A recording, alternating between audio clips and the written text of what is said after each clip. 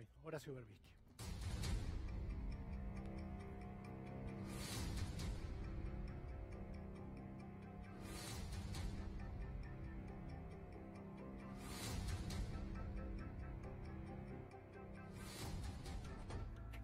Si me permiten un comentario personal, entre las medallas de mi vida profesional está el haber tenido la oportunidad de haber trabajado algunos años con nuestro invitado de hoy, con Horacio Berbisky. Una personalidad, un periodista, comete una infidencia o una grosería. Digo, 6 décadas ya de periodismo o más o menos. ¿Estamos por ahí? Desde el año 60, ¿cuánto pasó? Sí, 59. Le pegué en el palo. Bueno, Horacio, gracias por venir. Cuando digo... Sí, pero vos sabés que me ponen con este tema y no lo voy a eludir, pero hablaban de la situación de la economía. Hoy sí me mandaron una foto de una tapa de Clarín del año 2001, donde hay una foto del ministro de Economía, Juan Carlos Pugliese, y hay un gran título que dice: la tasa superó el 60% y el dólar bajó un poco. Calcado. Muy impresionante, muy impresionante. Sí, vamos a profundizar el tema. Perdóname que te... No, por favor. Que te desacomode la rutina. No, para nada, Horacio, para nada. Es un tema, junto con esto que decíamos, lo de la mugre, la cloaca, junto con eso el silencio de una economía que está paralizada. Bueno, yo creo además que una cosa tiene bastante que ver con la otra, ¿no? Porque es a partir de una lectura privada que el gobierno hace de la situación económica, idéntica a la que hace la mayoría de la sociedad y opuesta a la que el gobierno hace en público, que el gobierno decide poner muchas fichas en Comodoro Pi y en las acusaciones de corrupción contra el gobierno anterior. El problema es que, digamos, es muy difícil que Mauricio Macri hable de corrupción. Se requiere un grado de audacia verdaderamente grande. Y anoche en la entrevista que le hizo Luis Majul, Macri demostró su ignorancia sobre el silogismo. Macri no sabe qué es el silogismo, lo cual es inquietante, porque de una premisa y de la otra es incapaz de sacar la conclusión. La primera premisa la planteó él en el cementerio, en el entierro de su padre. Dice: es un hombre que predicó con el ejemplo. La segunda la expresó anoche y dijo: participó de la corrupción. ¿Y la conclusión cuál es? Predicó con el ejemplo y participó de la corrupción.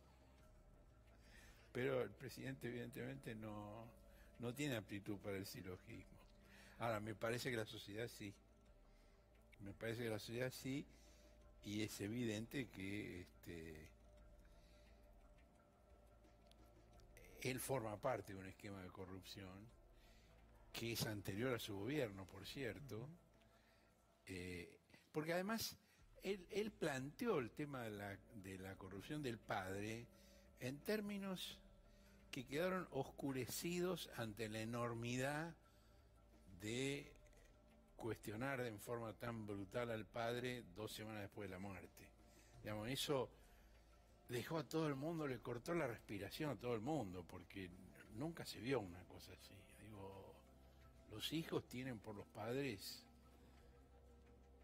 alguna forma de respeto, ¿no? Digo, 2 semanas después de enterrarlo, lo está acusando de corrupto.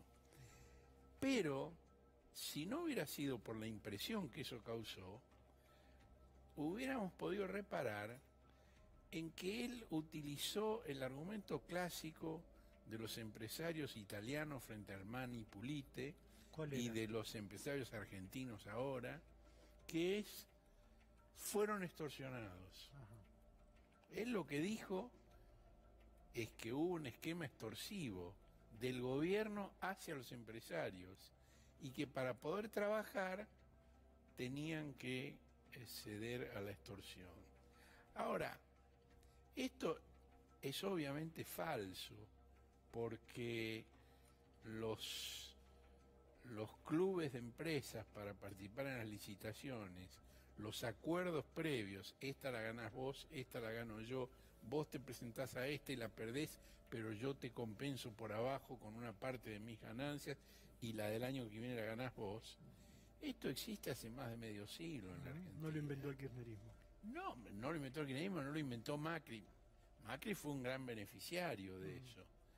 Pero, digo, la idea de que en 2003, al llegar a la presidencia desde una provincia patagónica, Kirchner necesitó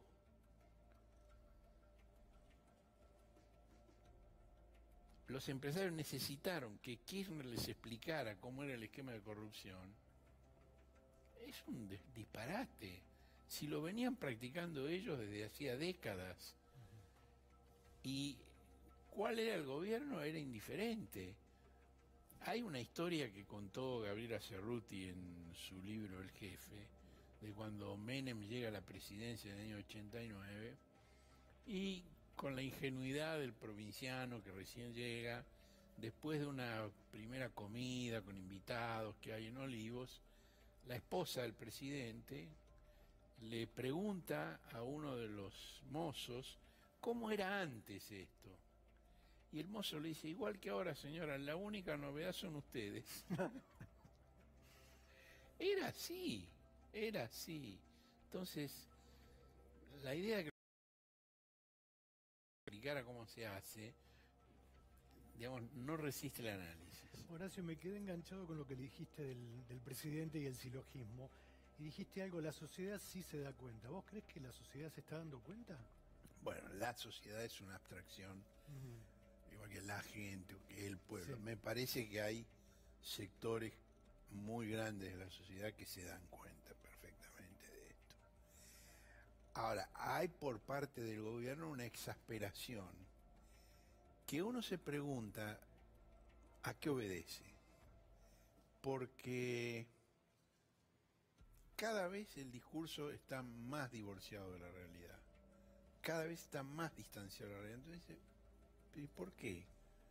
¿Es porque el presidente se ha extraviado de la realidad? ¿Es él que está perdido? ¿O es una técnica de manipulación de la opinión pública? De la mentira sabienda, de decir algo que todo el mundo sabe que no es cierto, pero que se instala como una meta realidad a partir de la cual se construye una fantasía. A mí me hace pensar en una técnica de hipnotismo. Recuerdo una novela corta de Thomas Mann que se llama Mario y el hipnotizador, que es una paráfrasis sobre el ascenso del fascismo en Italia. Es una familia alemana que viaja de vacaciones a Italia, van a la playa y con ingenuidad de la burguesía alemana culta, recordemos que el fascismo es anterior al nazismo, tiene 10 años.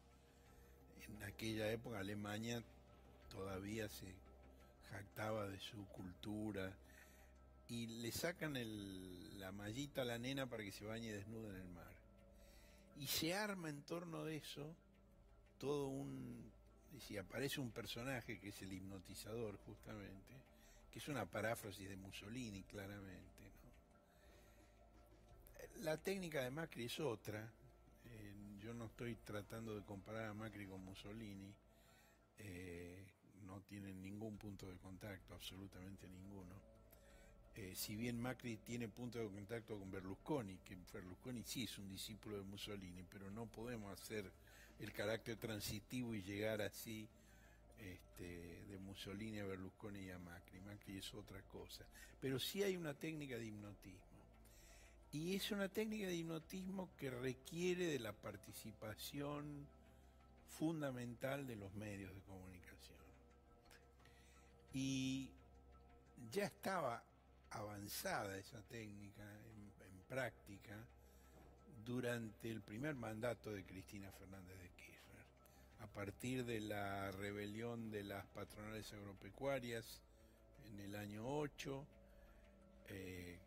con ese diálogo entre el presidente de la Ciudad Rural y un periodista, donde se reían y hablaban de la posibilidad del reemplazo de la presidenta por el vicepresidente Cobos, hasta, digamos, una serie de denuncias y de artículos que se fueron acumulando en los años siguientes y que daba toda la impresión de un final de ciclo, que se acababa, digamos, con el primer mandato de Cristina, se acababa. Y ahí se produjo el 27 de octubre la muerte de Kirchner, y eso fue como el chasquido que despierta al hipnotizado. Fue el regreso a la realidad. Y hubo una conmoción social muy grande que anuló toda esa manipulación, y un año después Cristina ganó por mucha diferencia la elección presidencial. ¿Crees que estamos a tiro de algún chasquido? No de ese estilo, espero que no de ese estilo, por supuesto, pero quiero decir algo que sacuda el hipnotismo. Mira, el gobierno y buena parte de la oposición están previendo que ese chasquido sea la disparada del dólar y la corrida cambiaria. Ahora, el gobierno está operando sobre eso con una tenacidad y una voluntad realmente admirables. Es decir, han puesto todo en impedir la disparada del dólar. Es lo único que les importa, no importa absolutamente nada más. Entonces, la idea es que de ese modo van a lograr controlar el dólar. Y recurren, es probable que haya un tercer acuerdo con el Fondo Monetario, porque el primero fracasó y el segundo también.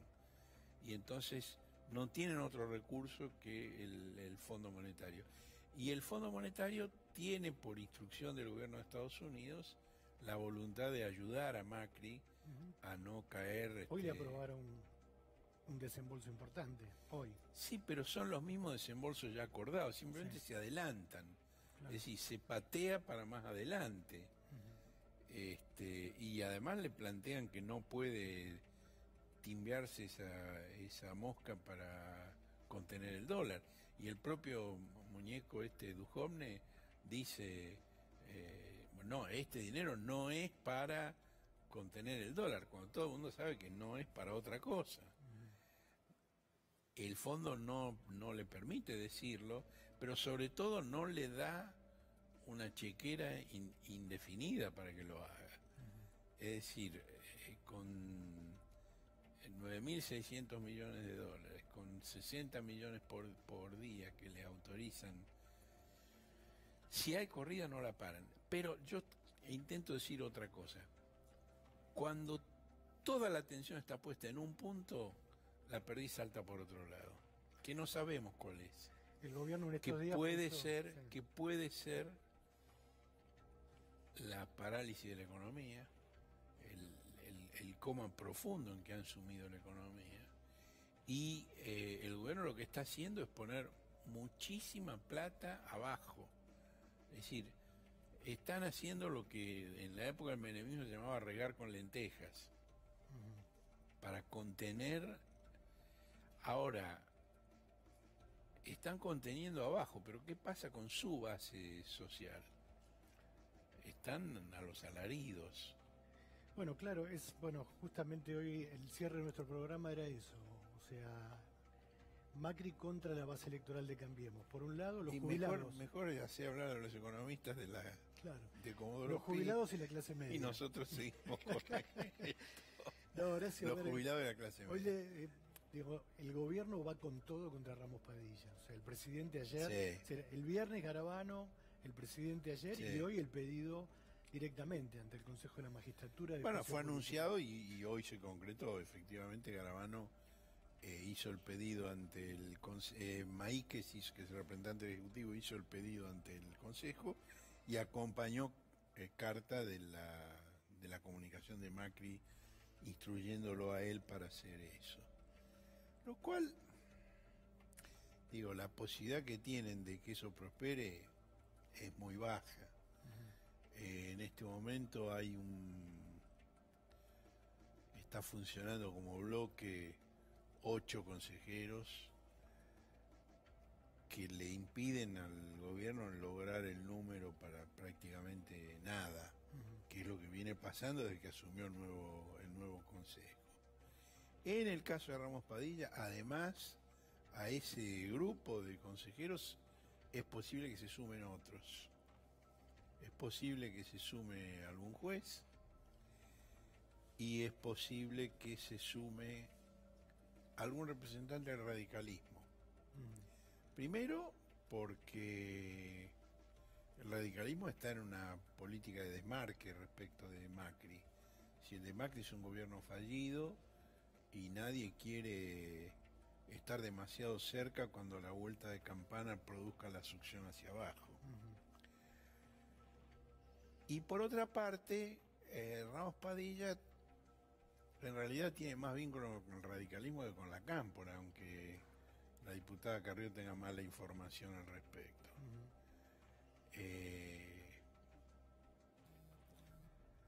De modo que me parece que es altamente improbable que tengan número para destituir a Ramos Padilla. Sí pueden, por supuesto, abrir el expediente, nombrar un instructor, empezar a citar gente. Ahora, el problema para ellos es que citar gente, bienvenido sea, que se ventile, que se discuta. Más luz.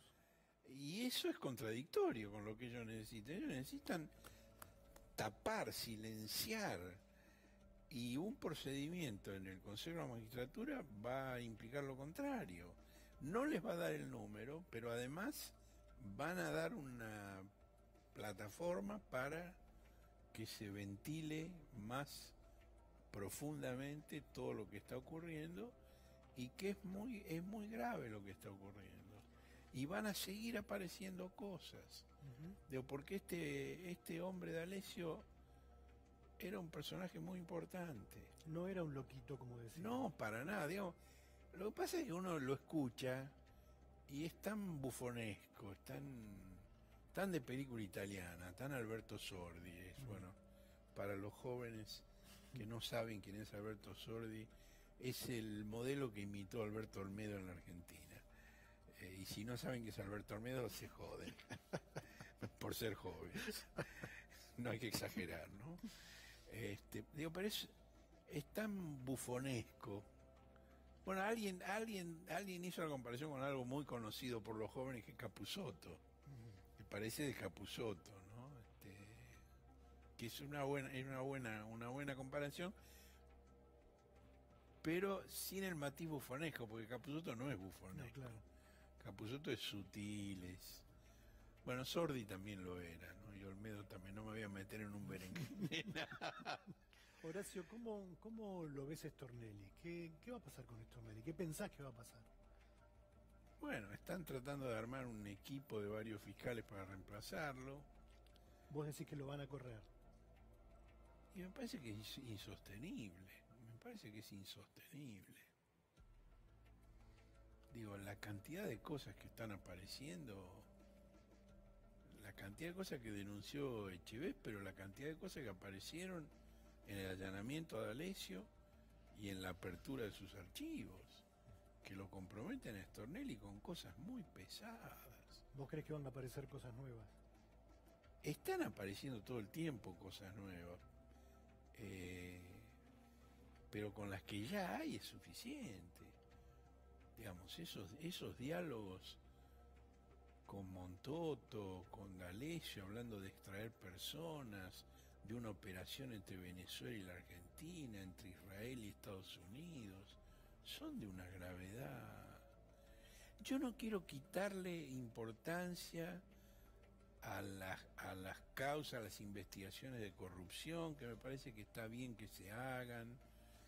Ahora, la forma que se están haciendo, y de esto aparece mucho en toda la papelería y en la electrónica de D'Alessio.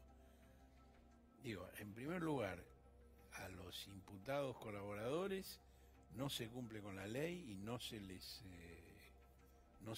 registra grabación de sus declaraciones.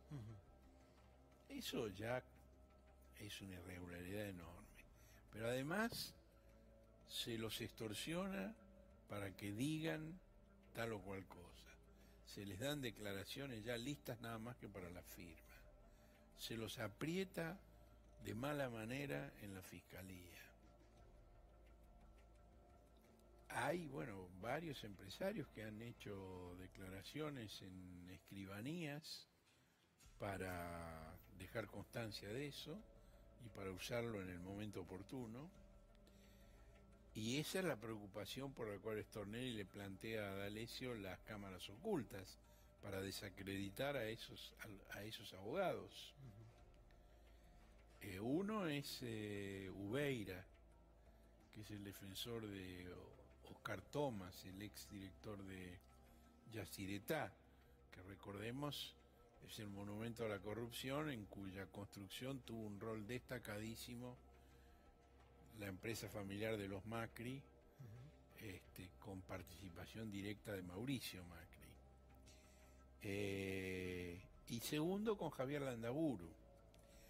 Lo de Ubeira a Stornelli no le preocupa demasiado, porque era un amigote de él, fue abogado de él en una causa de los Barra Bravas. Es un abogado de los que patean tribunales forzadamente. En cambio, Javier Landaburu es un príncipe de la profesión.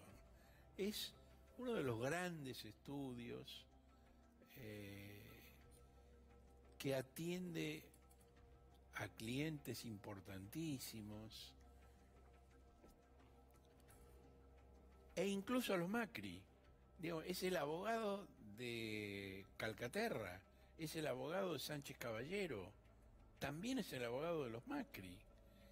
Entonces, tratar de hacerle una cámara oculta para enchastrarlo a Javier Landaburu, bueno, me parece que es una frontera pesada la que cruzó este muchacho, ¿no? Entonces, y él está recorriendo, está rajando los tamangos en los pasillos de Comodoro Pi buscando un pecho fraterno y no lo encuentra.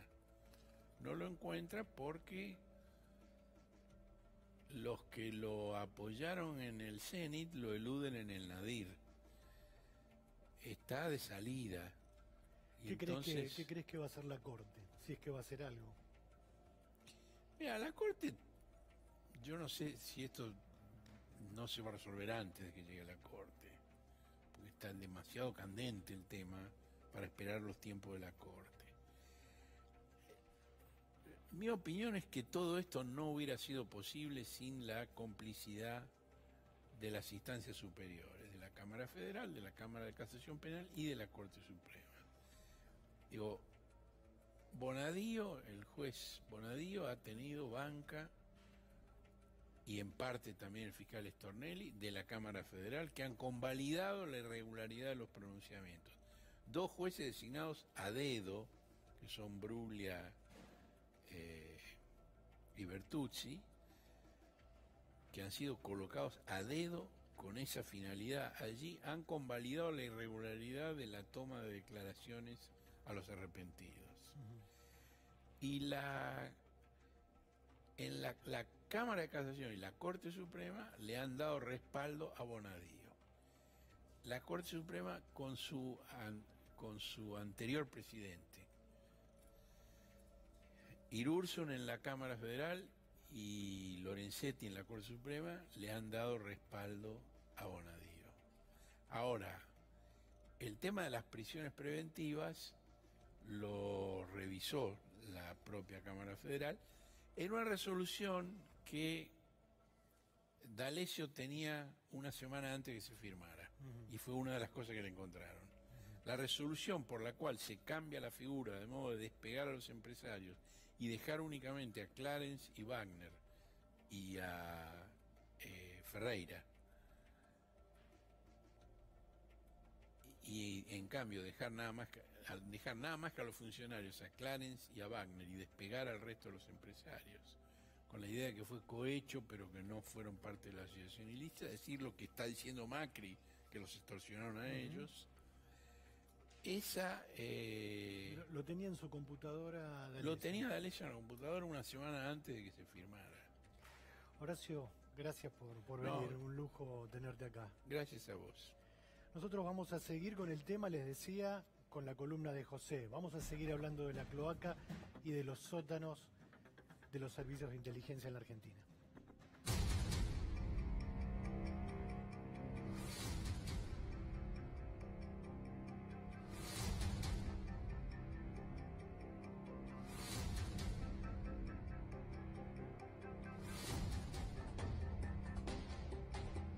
Inteligencia, servicios de inteligencia, los sótanos de la democracia, la columna de José Nathan Song en Desafío 2019. ¿Qué tal, Claudio? Buenas noches. ¿Cómo vamos? Muy bien. Bueno, efectivamente, vamos a tratar de darle una mirada, un nuevo enfoque a este tema que adquirió una espectacularidad y una gravedad importante a partir del caso D'Alessio, pero que nos viene acompañando desde hace tiempo. Si uno piensa en Nisman, en el encubrimiento a la AMIA, en su momento en las coimas en el Senado durante el gobierno de Fernando de la Rúa, uno tiene que pensar en este entramado viscoso que conforman los servicios de inteligencia, el poder político, ciertos segmentos de la justicia, algunos sectores de la justicia y algunos sectores de los medios y los periodistas. Estamos entonces, creo yo, ante un problema estructural de la democracia argentina. No es algo menor, es algo estructural que nos viene acompañando, por lo menos desde la recuperación de la democracia, antes con la dictadura ni hablar, pero digamos que del 83 para ahora nos viene acompañando. Vamos a empezar diciendo lo siguiente: todos los países tienen servicio de inteligencia, es algo común a cualquier Estado. Ahora, el problema tiene que ver con la tensión entre, por un lado, el servicio que prestan los servicios de inteligencia, recabar información estratégica para tomar decisiones, proteger secretos de Estado, enfrentar las amenazas, esto que se supone tienen que hacer los servicios de inteligencia, y por el otro lado garantizar los derechos y las garantías individuales de las personas, incluyendo el derecho a la intimidad, digamos.